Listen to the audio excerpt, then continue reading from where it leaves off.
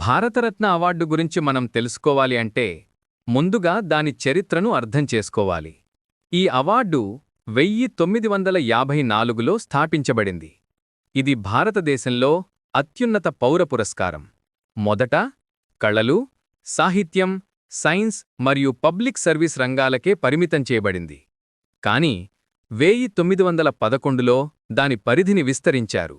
మొట్టమొదటి గ్రహీతలు సి. రాజగోపాలాచారి, సర్వేపల్లి రాధాకృష్ణన్ మరియు సివి రామన్. వీరందరూ 1954లోనే గౌరవించబడ్డారు. ఈ అవార్డు ప్రత్యేకత ఏమిటంటే ఇది కేవలం భారతీయులకే కాకుండా విదేశీయులకు కూడా ఇవ్వబడింది. నెల్సన్ మండేలా మరియు ఖాన్ అబ్దుల్ గఫార్ ఖాన్ వంటి వారికి కూడా ఈ గౌరవం లభించింది.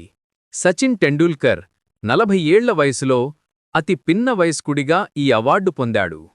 అదే సమయంలో ధోండో కేశవ్ కర్వే 100 ఏళ్ల వయసులో అత్యధిక వయస్కుడిగా ఈ గౌరవం పొందాడు. ఇప్పటివరకు 53 మంది వ్యక్తులకు ఈ అవార్డు లభించింది. 1966లో లాల్ బహదూర్ శాస్త్రి మొదటిసారిగా మరణానంతరం ఈ అవార్డు పొందాడు. ఇది భారతీయ సమాజంలో ఉన్నత విలువలను ప్రోత్సహిస్తుంది మరియు దేశసేవకు ప్రేరణనిస్తుంది.